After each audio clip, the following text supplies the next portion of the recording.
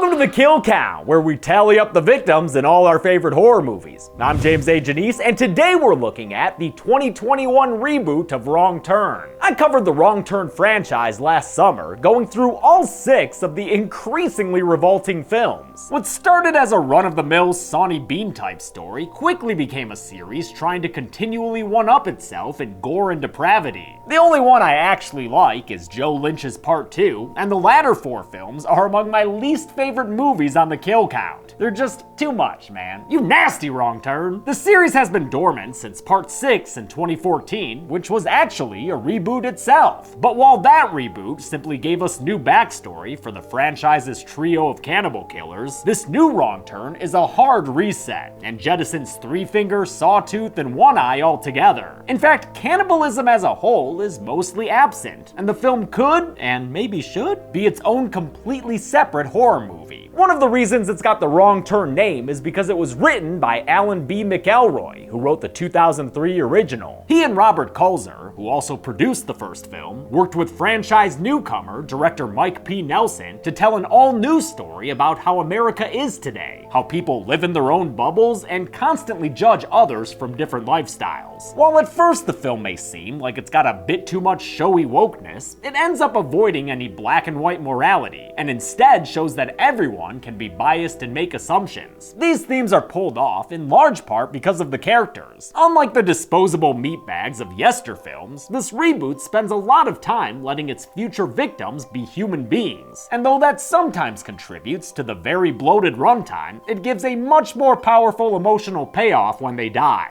So many times we see horror movies where people get picked off and they get killed, and our characters move on to the next stage in the movie, and those characters are forgotten. In technical terms, this Wrong Turn is easily the most cinematic, with a few sequences that are excellent and an overall look that fully separates it from the sequels made with cheap video on even cheaper sets. I wouldn't call it a great movie. The aforementioned runtime is a total fucking slog. There are a handful of annoying horror tropes, and the editing is sometimes questionable, especially when you get to the overstretched ending that'll leave you begging for the credits to roll. But compared to parts 3 through 6, this is a definite improvement. Just like those other Wrong Turn movies, this one's got a bunch of good kills. Cue the sponsor talk! When I went on a 2-week solo hiking trip 10 years ago, I had to listen to my music through crappy cheap earbuds. I wish that I had Raycons instead, since their noise isolating fit, great sound, and 6 hours of playtime would have made for a much better listening experience. I think that's when I was getting really into Zappa. Raycon earbuds are great while working out too, since you can rely on them to stay inside your ears with no dangling wires or stems. To enjoy their seamless Bluetooth pairing and beautiful bassy sound, go to buyraycon.com/deadmeat and get 15% off your Raycon purchase. And if you don't love them, return them for free within 45 days. That's buyraycon.com/deadmeat. The link's in the description for 15% off your order today. Let's see if this series can finally make a right turn and get to the kills. The movie begins with Matthew Modine driving his silver mane all around a small Virginian town. Unlike the original series' setting of West Virginia, this one takes place in Old Dominion. Scott Shaw is looking for his missing daughter Jen, who was here when she last contacted him 6 weeks ago. Really hope the locals are helpful for you, brah. Who's the black fella? Well, that's just one guy. Maybe this dude at the bar can help. Goddamn yuppies. Okay, not a fan of diverse big city youths here. Got it. Barfly Nate is played by Tim DeZarn, by the way. Mordecai the Harbinger in Cabin in the Woods. Always yelling at youths, that guy. We jump to 6 weeks earlier to meet the pre-missing kids. Oh, foot tattoos? Leg selfies? Yeah, they youthy as fuck. Your standard pack of modern-day, college-educated young liberals. That's why Jen ain't no old-school final girl, changing a blown-out tire on her own. Fucking girl power. Hope she saves some of that girl power for whoever's watching them from the woods. The kids get to that small town where they're offered solid horror movie advice by innkeeper Eileen. Stay on the marked trail. The land here can be unforgiving. Thanks. We'll be careful. You'll be dead! Even with Eileen's outward friendliness, they interpret certain looks from her as judgment or hostility, and these small-town assumptions continue when they head to the local bar. Director Mike P. Nelson said in an interview that these characters only know rural people like these based on what they see in media and movies, and believe that their higher education and very specific life experiences give them the answers to everything they need to know. They come in with extreme prejudice. Which is not to say that the locals are without their own hateful bias. Goddamn hipster freaks are the problem with this whole world. Jen defends her friends in the culture clash and says they're all successful. Wise-ass Adam develops apps, his fiancée Mila's an oncologist, Luis and Gary own bistros in New York, and her boyfriend Darius works at a nonprofit. Meanwhile, she's a barista with 2 masters, art history and dance, because she doesn't know what she wants to do with her life yet, unlike the determined Darius. I want to build a community where people are valued on their skills and their character, not their bank account or their skin color. The next morning, the 3 couples head out, looking like a JanSport back-to-school ad. They're ready to continue hiking the Appalachian Trail, something I've always wanted to do in full. Maybe one day. Or, months. The hiking trail is majestic, with plenty of views to holla at. Let me holla at ya! But Darius, shown earlier to be a history buff, wants to go off path to find an old Civil War fort. Jen listens to her boyfriend over the innkeeper's advice, but after an hour of arduous hiking, there's still no fort in sight. Darius has only led them to sweat and frustration. Wrong Turn 2021 was filmed in late 2019 in the foothills of the Appalachians in southeastern Ohio. Not exactly Virginia, but still closer than the other Wrong Turns, all filmed in either Canada or Bulgaria. I love the beautiful nature shots captured by cinematographer Nick Junkersfeld, who, along with the rest of the cast and crew, had to actually hike out to and camp in filming locations deep inside the woods. First day, going into the woods to film. Darius possibly perceives a person prior to a perilous problem presented presently. It's a big log! The tree trunk hurtles downward in one of the movie's best scenes, between its chaotic cinematography and striking sound design. And at least some of these stunts were done by the actors themselves. There were days when I would be done with falling stunts, and then I would fall additionally 12, 13 times just on my own. It's a great way to get things good and exciting as a prelude to our first kill. Gary is crushed and killed and is mourned by his boyfriend Luis, who maybe shouldn't be staring at that mangled fucking body there. Damn, is it nasty. I love the severity of the practical gore and the shocking effect it has on everyone else. Director Nelson spent a lot of time on set talking to the actors about these emotional beats. We talked about it for almost an hour. Our AD, Doug, was freaking out, which I get.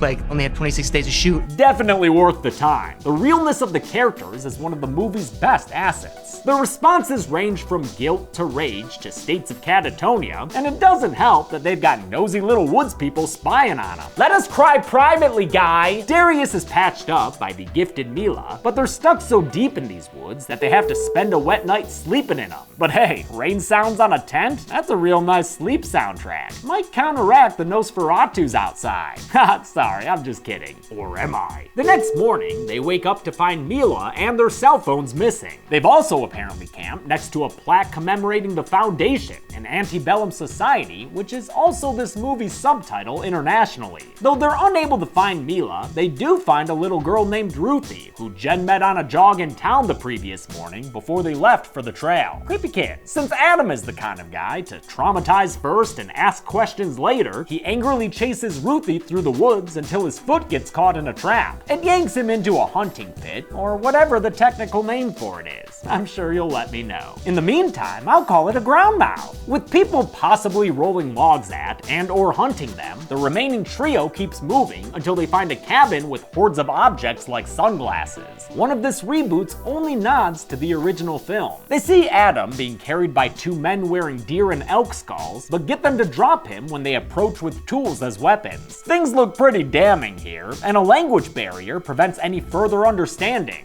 Speak English. Wait, did he just tell him to eat shit? Celia eats shit. I think he told you to eat shit, dude. We never get an interpretation before Adam takes a branch to Elk Skull's head and knocks him to the ground in slow motion. He then proceeds to murder the hell out of Elk Skull, who we'll find out later is named Samuel. Might have to call him Smashy Sam now though, cause his head is smashed up. Real smashed up. The other guy just disappears, a horror trope I hate that this movie already did earlier when they found a guy near their car at night. There were 6 pairs of eyes there, man. How'd that guy up and vanish? Adam claims his act of skull bashing was one of self-defense since these guys probably killed Mila, right? Adam. Awkward! She says she had left them this morning to pee, which is bullshit to me. They looked for her for a while. In any case, if she is alive, then Did you just kill this man for no reason? the ethical ideas that this movie entertains are a nice addition to an otherwise standard horror plot. It shows that none of the 3 cultures presented in the film are entirely good or bad, and that it's dangerous to assume the worst of someone based on stereotypes. They go up there with expectations and kill someone because they thought they were monsters. In this horror movie, the victims don't get killed for having sex and doing drugs, they get killed for judging people prematurely. Look at him! He's a fucking animal! The specific lines conveying these ideas aren't always subtle. You're clueless about what you want for your own blessed all-American white girl life, and yet you know exactly what's right for everybody else. But I don't know, at least it's better than a lady raping a brain-damaged dude, right? Another trap sticks a hole in Darius's shoulder, and another patch job from Mila makes everything okay. Glad she can handle these medical roles, but y'all need a ranger to spot these peeping trees. Don't keep an eye out for those eyes, you're likely to lose your Louise. Camouflaged hunters climb out of the ground, and during their hectic escape, Mila falls into a pit and is impaled upon a bunch of stakes. Her fiance Adam, who had promised earlier never to leave her side, reneges on his word when he rightfully assesses her situation as, you know, pretty fucked. It's a dark moment, man. Don't leave me! Look at me! Fucking look at me! No! Fuck you! Mila joins the kill count when one of the hunters finds her in the pit. He notches an arrow and sends it flying into her face off screen. Adam is tripped and captured, Darius is somehow lifted straight up a sheer rock cliff, and Jen is knocked out when she's punched into some rocks. They're all stripped to their skivvies by a woman named Edith, who Jen also met during her morning jog. She hoods their heads and marches them to a fence, behind which there's a whole gosh darn community. The Foundation. They've got livestock, metalwork, and creepy little girls. Really, everything you need to live, thrive, and survive. I love the tactile look of the Foundation Society. Production designer Rochelle Berliner did a great job emulating a Civil War era aesthetic. The friends are de-hooded inside a torch-lit building as the soundtrack plays around with discordant strings and percussion.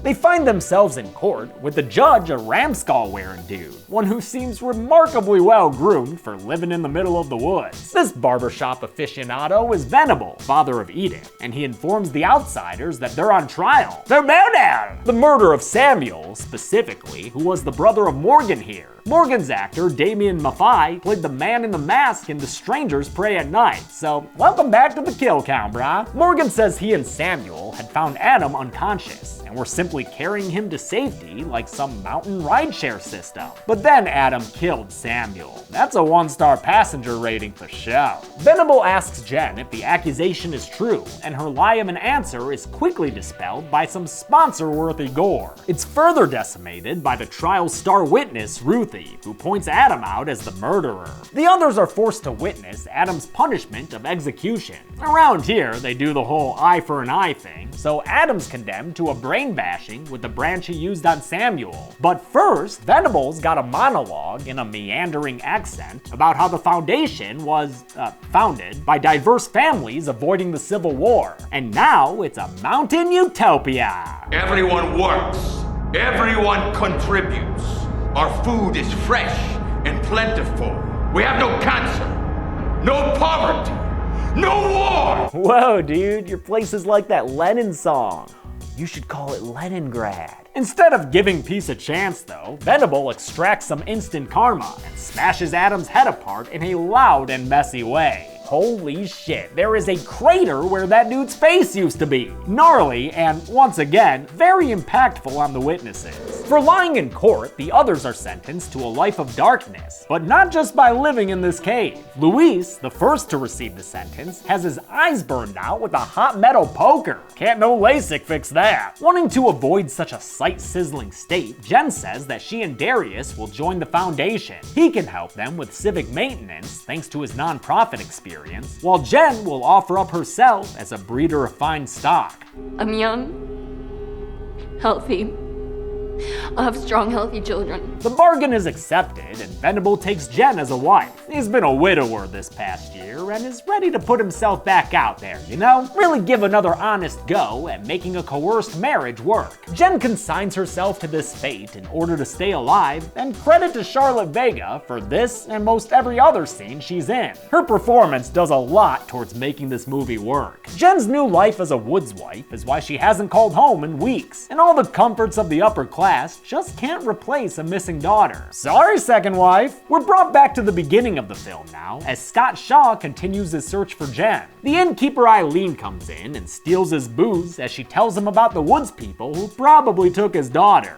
The Foundation. Hope you didn't fill up on the appetizers, Scott, because we just ordered you a big helping of hot exposition. She basically repeats what Venables said. The Foundation was started in the mountains on the cusp of the Civil War, planning to be the foundation of a shiny new nation after America tore itself asunder. Nowadays, the Foundation and this small town share a kind of college roommate living situation. We don't bother them and they don't bother us. Eileen says the Foundation is dangerous to people who stray too close. Even more dangerous than locals like Nate who deliver ass whoopings in the street. But Scott's still determined to find his daughter the next day, so she sets him up with a woods guide, her hunter nephew Ed. Hey Ed, yeah, nice to meet you, but what the fuck are you doing in this movie? We're an hour 15 into this thing. Why the hell are we meeting new characters? Scott heads up the mountain, with Ed helping spot the traps among the trees. But while Scott's taking a breather, Ed's son Cooper falls into a pit. As they try to get him out, an unseen tripwire sends a spiky stump down and crushes the father and son. I love Scott's slow realization that there's nobody making noise behind him, and his incredulity at the sight of somebody dead. What?